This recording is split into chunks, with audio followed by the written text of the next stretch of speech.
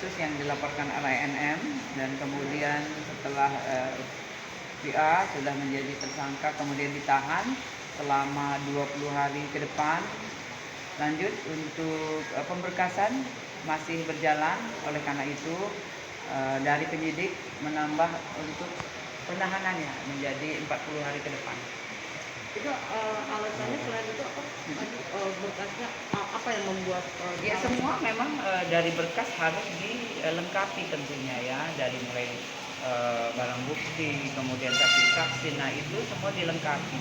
Oleh karena itu dari penyidik melengkapi itu butuh waktu, tidak sebentar tentunya, dan semuanya pasti sudah diperkirakan. Oleh karena itu dari waktu 20 hari ke depan itu tidak memungkinkan untuk melengkapi berkas. Oleh karena itu 40 hari ke depan dari penyidik sudah memperpanjang masa penahanan dari VA. Untuk masa penahanannya sendiri ini apakah nanti hanya dipindahkan ke Dunia 2 atau seperti apa, Bu?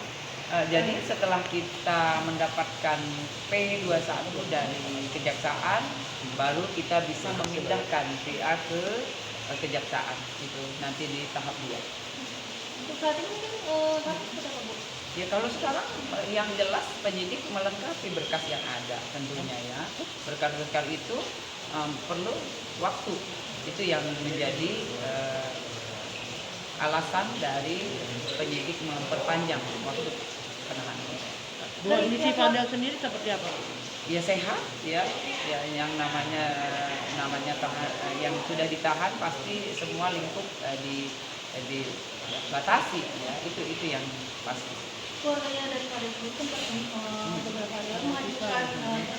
Apakah sudah dalam proses atau seperti apa? Ya proses ya, jadi masih dalam proses, semua masih dalam proses. Penangguhan penahanan sudah diterima, namun untuk dikabulkan atau tidaknya pasti ada pertimbangan tentunya ya. Bu, biasanya penangguhan penahanan sendiri seperti apa sih? Sebenarnya syarat untuk penangguhan penahanan itu apa? Ya syarat penangguhan penahanan itu yang pasti ya dari penyidik yang berwenang tentunya dan pimpinan.